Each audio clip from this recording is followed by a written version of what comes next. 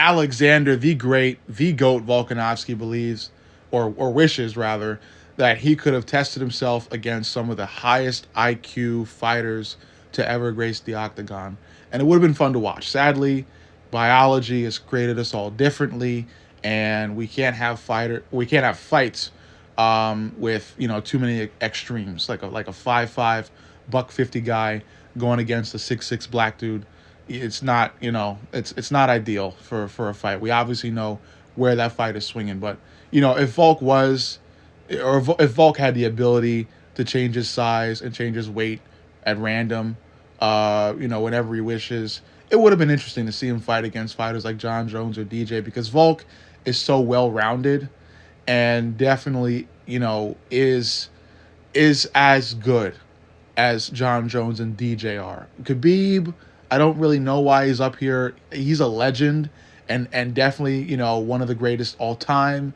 But when I think fight IQ, I think of well-roundedness. I think of a fighter's ability to perform well on the ground and on the feet. Wherever the fight is taken, I expect that fighter to perform well. And when I think about that ability, I do think of fighters like John Jones, Volk, and DJ. Khabib was decent on the feet, but he wasn't an artist on the feet. He was a bit more of a brawler on the feet. So I wouldn't really consider Khabib to be as well-rounded as Volk, DJ, and Jones are.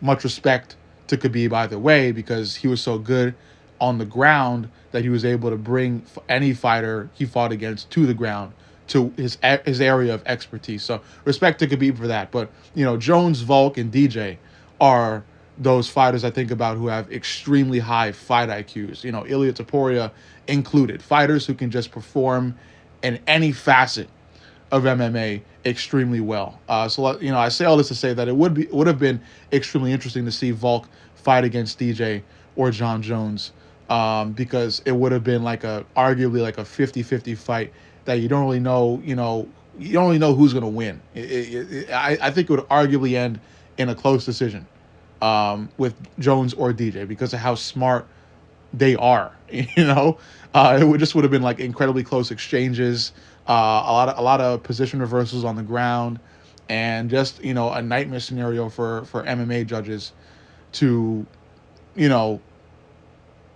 to judge. But overall, an interesting take to kind of get you thinking a bit. Let me know what you think.